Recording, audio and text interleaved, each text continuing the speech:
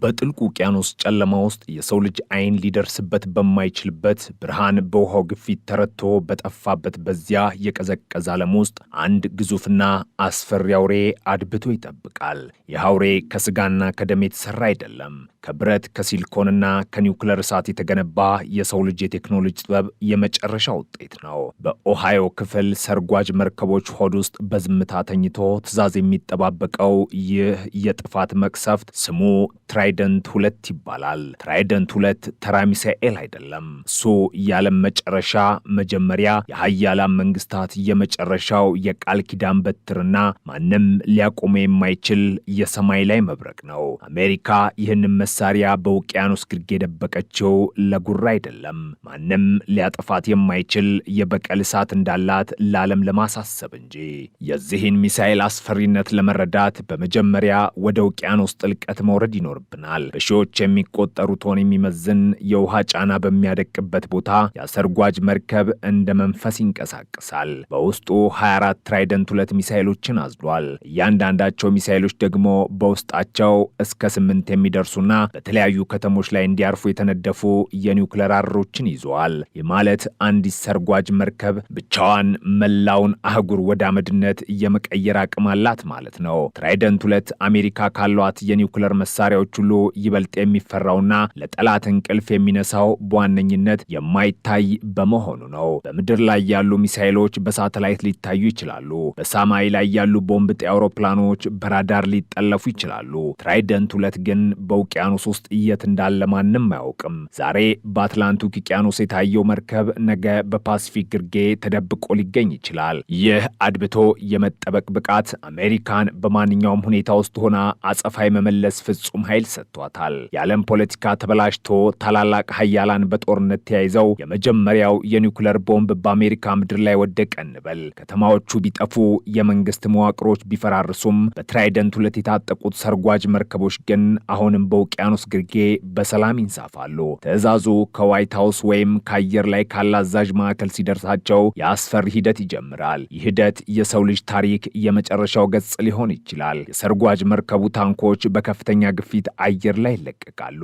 ሚሳኤሉን ከመርከቡ ሆድ ውስጥ ወደ ውሃ ይገፉታል። ትራይደንት 2 መጀመሪያ ውሃውን ሰንጥቆ ሲወጣ ሞተሩ አይቀጣጠልም። እሳቱ በውሃ ውስጥ ቢለቀቅ መርከቧን ሊያጠፋት ስለሚችል ሚሳኤሉ ልክ እንደ አሳ ነባሪ ወደ ላይ ተወርውሮ ውሃውን ጥሎ አየር ላይ ሲንሳፈፍ ነው የመጀመሪያ ደረጃ ሮኬት የሚቀጣጠለው። ያን ጊዜ ነው በውቅያኖስ መሃል ፀሐይ የወጣች የሚመስል ታላቅ ብርሃን የሚታየው። ትራይደንት 2 አንዴ አየር ላይ ከወጣ በኋላ የሚፈጥረው ፍጥነት አእምሮን የሚያደነዝዝ ነው። በሰከንድ 6 ኪሎ ሜትሮችን ይጓዛል። ይህ ማለት ድምፅ ከሚጓዝበት ፍጥነት በ24 እጥፍ ይፈጥናል ማለት ነው። ከባቢ አየርን ሰንጥቆ ወደ ጠፈር ይወጣል። በጠፈር ላይ ሆኖ ደግሞ የከዋክብትን አቀማመጥ በመመልከት የት መሄድ እንዳለበት ራሱን ያስተካክላል። ይህ ሚሳኤል የጂፒኤስ እርዳታ አያስፈልገውም። ጠላት ሳተላይቶችን ቢያጠፋ እንኳን ትራይደንት 2 በከዋክብት እየተመራ ኢላማውን በትክክል ያገኛል። እዚያ ከላይ ሆኖ ወደ ምድር ሲመለከት በውስጥ ያዘላቸው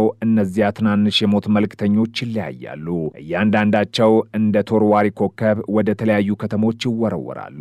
የጠላት ሀገር የአየር መከላከያ ስርዓት አንዱን ቢመታ ሌሎቹ 7ቱ ግን መድረሳቸው አይቀሬ ነው። ይህ ነው ትራይደንት 2ን ማንም ሊያቆም የማይችል የመቅሰፍት በትር የሚያደርገው። የዓለም ሀያላን ሀገራት በተለይም ሩሲያና ቻይና ትራይደንት 2ን እንደ ትልቅ ስጋት የሚመለከቱት በቴክኖሎጂ ጥራት ብቻ አይደለም። አሜሪካ በየጊዜው በሚሳኤሉ ላይ የምታደርገው ማሻሻያ ለጠላት ሀገራት የአየር መከላከያ ጋሻ ክፍተቶችን ይፈጥራል። ትራይደንት 2 ኢላማው ላይ ሲያርፍ የሚኖረው ትክክለኛነትም አስደንጋጭ ነው። በሺዎች የሚቆጠሩ ኪሎ ሜትሮችን ተጉዞ በ1 ሜትር ልዩነት ውስጥ ሊያርፍ ይችላል። ይህ ማለት የጠላትን የምድር ስር ምሽጎች፣ የጦር አዛዦች መደበቂያዎችንና የሚሳኤል ማስወንጨፊያዎችን በአንድ ምት አመድ ያደርጋቸዋል ማለት ነው። ይህ መሳሪያ የጥፋት ሚዛን ተብሎ ይጠራል። ምክንያቱም እሱ እስካለ ድረስ ማንም ሀገር አሜሪካን በቀጥታ ለማጥቃት አይደፍርም። ጥቃቱን ብታሸንፍ እንኳን ከውቅያኖስ ግርጌ የሚወጣው ትራይደንት 2 ያንተን ሀገር ከካርታ ላይ እንደሚያጠፋት እርግጠኛ ነህ። ትራይደንት 2 የአሜሪካን ወታደራዊ ኃይል በዓለም ዙፋን ላይ ያስቀመጠ ሚስጥር ነው። የሚሳኤል የተገነባው እንዲተኮስ ሳይሆን ጠላትን በፍርሃት እንዲቀዘቅዝ ለማድረግ ነው። ብትነካኝ ትጠፋለህ የሚለው የአሜሪካ መልእክት በትራይደንት 2 ነጭ ብረት ላይ ተጽፏል። እያንዳንዱ የሚሳኤሉ ብሎን፣ እያንዳንዱ የኤሌክትሮኒክስ መስመርና እያንዳንዱ የኒኩለር ቅንጣት የተሰራው ለፍጹም ገዳይነት ነው። የሰው ልጅ የፈጠረው እጅግ አጥፊውና አውዳሚ መሳሪያ ቢኖር ትራይደንት 2 ነው። እሱ ሰላምን የሚያስከብር ሳይሆን ጥፋትን የሚያዘገይ የፍርሃት ጋሻ ነው። በአሁኑ ሰዓትም እኛ ይህን በምንሰማበት ቅጽበት በሰማዩ ውቅያኖስ ግርጌ እነዚያ ሰርጓጅ መርከቦች በዝምታ እየዋኙ ነው። በውስጣቸው ያሉት ትራይደንት 2 ሚሳኤሎች እንደ ተቆጣ ዘንዶ አድብተዋል። አሜሪካ ይህንን ኃይል በእጇ ይዛ በዓለም ፖለቲካ ላይ የምትሰጠው ትዕዛዝ ክብደት አለው። ሩሲያ የራሷን ቡላቫ፣ ቻይና ደግሞ JL3 የተባሉ መሰል ሚሳኤሎችን ቢገነቡም ትራይደንት 2 ግን አሁንም በታማኝነትና በትክክለኛነት ረገድ የዓለም ቁንጮ ሆኖ ቀጥሏል። እሱ የሰው ልጅ ስልጣኔ በአንድ ደቂቃ ውስጥ ሊያጠፋ የሚችል የቴክኖሎጂ አውሬ ነው። ትራይደንት 2 ሚሳኤልን ልዩ የሚያደርገው ሌላው ባህሪው ሁለንተናዊነቱ ነው። የሚሳኤል ከየትኛውም የዓለም ውቅያኖስ ክፍል ሆኖ ማንኛውንም የጠላት ኢላማ መምታት ይችላል። የፈለገውን ያህል ጥልቅ የሆኑ የምድር ስር ምሽጎችን ሰንጥቆ የመግባት አቅም አለው።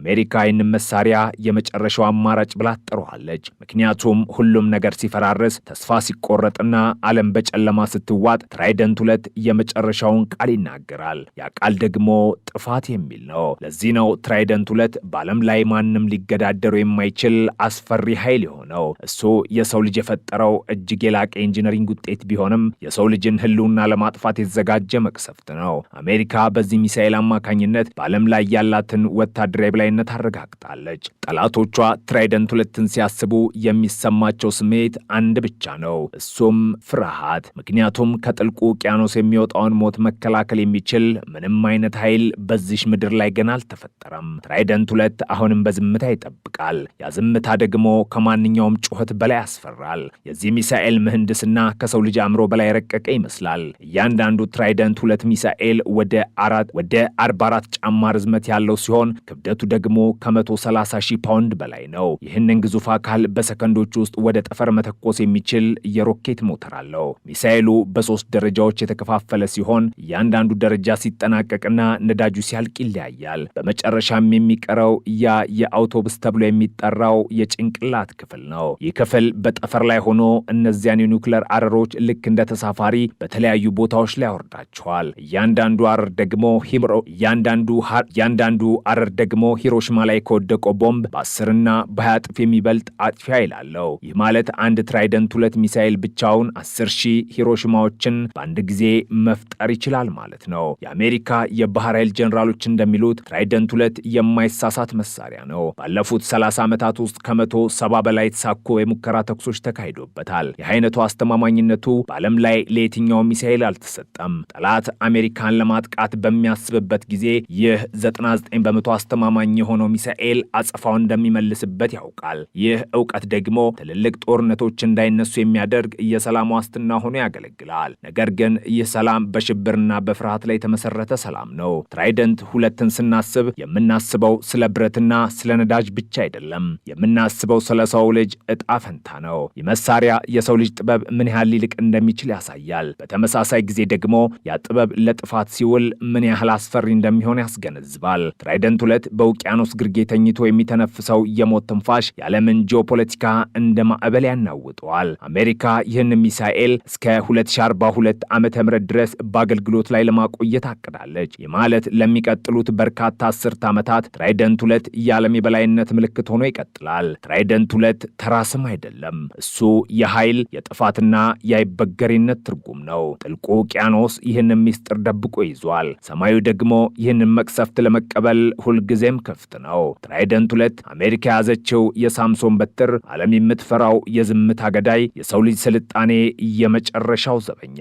እሱ እስካለ ድረስ ዓለም ትንፋሿን ውጣ ትኖራለች። ምክንያቱም የትራይደንት 2 መነሳት ማለት የሁሉም ነገር ማብቂያ ማለት መሆኑን ማንም አይዘነጋውም። የዚህ ሚሳኤል አውዳሚነት ይበልጥ ግልጽ የሚያደርገው የሙቀት መጠኑ ነው። የኒውክለር አረሮች ወደ ምድር በሚመለሱበት ጊዜ በሚፈጥሩት ከፍተኛ ፍጥነት ምክንያት ከአየሩ ጋር ተጋጭጠው የሚፈጠረው ሙቀት ከፀሐይ ወለል ሙቀት ጋር የሚቀራረብ ነው። ያንም ሙቀት መቋቋም የሚችል ልዩ የካርቦን ሽፋን አላቸው። እነዚህ አረሮች ወደ ኢላማቸው ሲቃረቡ ምንም አይነት ድምፅ አይሰማም። ጠላት የሚያየው ሰማዩ በድንገት ሲቀደድና 10 የሚሆኑ ነጭ የብርሃን መስመሮች ወደ ከተማው ሲወርዱ ብቻ ነው። ያ ብርሃን መሬት ከነካ በኋላ ግን ምንም የሚተርፍ ነገር አይኖርም። ሕንፃዎች እንደ አቧራ ይበተናሉ። ብረት እንደ ውሃ ይቀልጣል። ድንጋዮች ደግሞ ወደ ወደ ትነት ይቀየራሉ።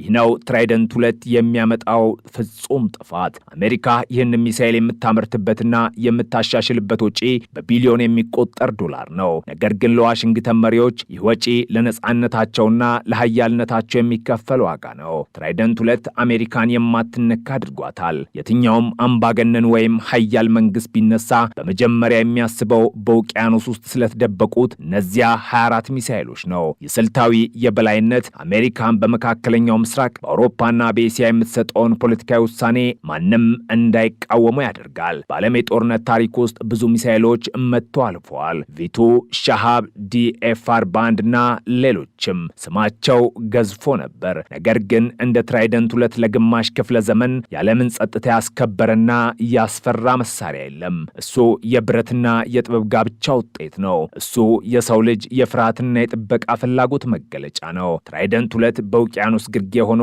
ዓለምን በጥንቃቄ ይመለከታል። እሱ የሰው ልጅ ፈጣሪም አጥፊም ሊሆን እንደሚችል ማሳሰቢያ ነው። ትራይደንት 2 መፍራት ያለብን ስለሚገድል ብቻ አይደለም። እሱ የሰው ልጅን አጠቃላይ ታሪክ በአንድ ጀንበር የመደምሰስ አቅም ስላለው እንጂ። ያ በውቅያኖስ ግርጌ የሚንቀሳቀሰው ብረት የሁላችንንም የነገ ዕጣ ፈንታ በእጁ ይዟል። ትራይደንት 2 የጥልቁ ውቅያኖስ ንጉሥ፣ የሰማዩ ገዢ፣ የዓለም አስፈሪው የጥፋት በትር። እሱ በዝምታ አድብቷል፣ እኛም በዝምታ እንድኖር አስገድኖናል። ይህ የእውነተኛ ኃይል ትርጉም። ትራይደንት 2 ማንም የማይድንበት፣ ማንም የማያመልጥበት የፍርድ ቀን መቅሰፍት። ይህ በውቅያኖስ ግርጌ የታመቀው ኃይል ግን ዝም ብሎ የተቀመጠ የብረት ክምችት አይደለም። እያንዳንዱ ሰከንድ፣ እያንዳንዱ ደቂቃ በትክክለኛ የሂሳብ ስሌትና በረቂቅ የቴክኖሎጂ ቁጥጥር የታጀበ ነው። ትራይደንት 2 የሚኖርበት የሰርጓጅ መርከብ ዓለም ራሱን የቻለ የተለየ ግዛት ነው። መርከቧ ለወራት ያህል ወደ ላይ ሳትወጣ የፀሐይን ብርሃን ሳታይና ከውጭ ዓለም ጋር ምንም አይነት ግንኙነት ሳታደርግ በጥልቁ ውሃ ውስጥ መቆየት ትችላለች። እዚያ ውስጥ ያሉት ከ150 በላይ የሚሆኑ ወታደሮችና መሐንዲሶች የሚጠብቁት አንድ ነገር ብቻ ነው፣ ያቺን የፍርድ ቀን ትዕዛዝ። ያ ትዕዛዝ ደግሞ ከዋሽንግተን ዲሲ የሚመጣው በተራ የሬዲዮ ሞገድ አይደለም።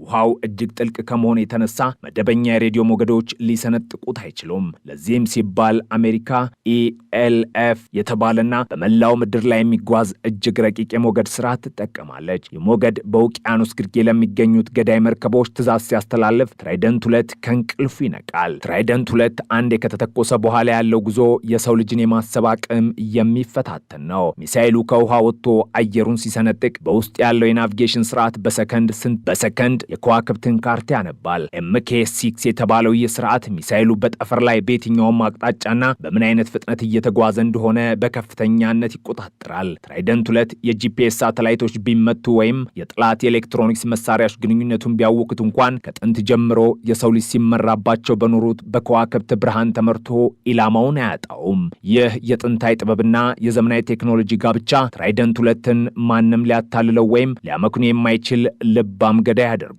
በውስጡ የያዛቸው እነዚያ የሞት ፍሬዎች አረሮች ደግሞ እጅግ አስፈሪ የሆነ የመበተን ጥበብ አላቸው። MIRV የሚባለው ይህ ቴክኖሎጂ አንዱ ሚሳኤል በተለያዩ አቅጣጫዎች የሚገኙ 10 ከተማዎችን በአንድ ጊዜ እንዲያጠፋ ያስችለዋል። አንድ ትራይደንት 2 ሚሳኤል ከጠፈር ላይ ሆኖ 8 አረሮችን ይለቃል። አንደኛው አረር ወደ ምስራቅ፣ ሁለተኛው ወደ ምዕራብ፣ ሶስተኛው ደግሞ ወደ መካከለኛ የሀገሪቱ ክፍል ይወረወራሉ። የጠላት ሀገር የአየር መከላከያ ስርዓት የትኛውን መምታት እንዳለበት ግራ ይጋባል። አንዱን ቢመታ እንኳን ሌሎቹ 7ቱ የጥፋት መልእክተኞች በሰከንዶች ልዩነቱ ውስጥ ምድርን ያደዷታል። የመሳሪያ የተፈጠረው ለውጊያ ሳይሆን ለፍጹም መደምሰስ መሆኑን የሚያረጋግጠው ይህ መንጋ ጥቃት ነው። ትራይደንት 2 የአሜሪካን የኒውክሌር 3 ማዕዘን ብቸኛና እጅግ አስተማማኝ ምሰሶ ያደርገዋል። በምድር ላይ ያሉ የሚሳኤል ጉድጓዶች በቀላሉ ሊጠቁ ይችላሉ። የአየር ላይ ቦምብ ጣይ አውሮፕላኖች ገና ሳይደርሱ ሊመቱ ይችላሉ። ትራይደንት 2 ግን በውቅያኖስ ሆድ ስለተሸሸገ ጠላት አሜሪካን ለመምታት በሚያስብበት ጊዜ መጀመሪያ እነዚያን ሰርጓጅ መርከቦች እንዴት ላጥፋቸው ብሎ ይጠይቃል። መልሱ ግን አትችልም የሚል ነው። ምክንያቱም እነዚያ መርከቦች በመላው ዓለም ውቅያኖሶች ውስጥ ተበታትነው ይገኛሉ። ይህ ነው አሜሪካን በዓለም ፊት ማንም የማይደፍራት ሀያል ያደረጋት። የትራይደንት 2 መኖር ብቻ ሀያላን ሀገራት በጠረጴዛ ዙሪያ ተቀምጠው በዲፕሎማሲ እንዲነጋገሩ ያስገድዳቸዋል። ምክንያቱም የትራይደንት 2 በቀል መጨረሻ የሌለው ጥፋት መሆኑን በሚገባ ያውቁታል። የዚህ ሚሳኤል ዕድሜም ሌላው የሚደንቅ ጉዳይ ነው። ትራይደንት 2 ለመጀመሪያ ጊዜ ወደ ስራ ከገባ 10 ዓመታት ቢያልፉም አሜሪካ ግን D5LA በተባለው ፕሮጀክት አማካኝነት ሚሳኤሉን ለሚቀጥሉት 20ና 30 ዓመታት እንዲያገለግል አድርጋ አሻሽለዋለች። በውስጡ ያሉትን የኮምፒውተር ቦርዶች፣ የሞተር ክፍሎችና የቀለም ቅባቱን ሳይቀር በዘመናዊ ቴክኖሎጂ ቀይረዋለች። ይህ ማለት የትራይደንት 2 ግርማ ሞገስና አስፈሪነት ከጊዜ ጋር አይደበዝዝም፣ ይልቁንም ይበልጥ እየረቀቀና እየከፋ ይሄዳል። አዲሱ ትውልድ በቴክኖሎጂ ዓለም ውስጥ ቢመላለስም በውቅያኖስ ግርጌ ያለው የአይድሮ አውሬ ግን አሁንም በዘመናዊ ጥፍሮቹ ዓለምን እንደያዘ ነው። ትራይደንት 2 የሚተኮስበት ያ የሰከንድ ቅጽበት ደግሞ የወታደራዊ ጥበብ ቁንጮ ነው። ሚሳኤሉ ከመርከብ ወጥቶ ውሃውን ሰንጥቆ ሲወጣ የሚፈጠረው ግፊት በአካባቢ ያለውን ውሃ ወደ ትነት ይቀይረዋል። የሮኬቱ ሞተር በአየር ላይ ሲቀጣጠል የሚፈጠረው ድምፅና ንዝረት በውቅያኖስ ላይ ያሉ አሳ አጥማጆች ወይም መርከቦች በሺዎች የሚቆጠሩ ማይሎች ርቆ ቢገኙ እንኳን ሊሰሙ ይችላሉ። ያ በሰማይ ላይ የሚታየው ነጭ ጭስና የእሳት ነበልባል ለጠላት ሀገር የመጨረሻው መርዶ ነው። ምክንያቱም ትራይደንት 2 አንዴ ከተተኮሰ በኋላ ወደ ኋላ መመለስ ወይም ማቆም አይቻልም። እሱ እንደተወረወረ ቀስት ሳይሆን እንደታዘዘ መቅሰፍት ነው የሚጓዘው።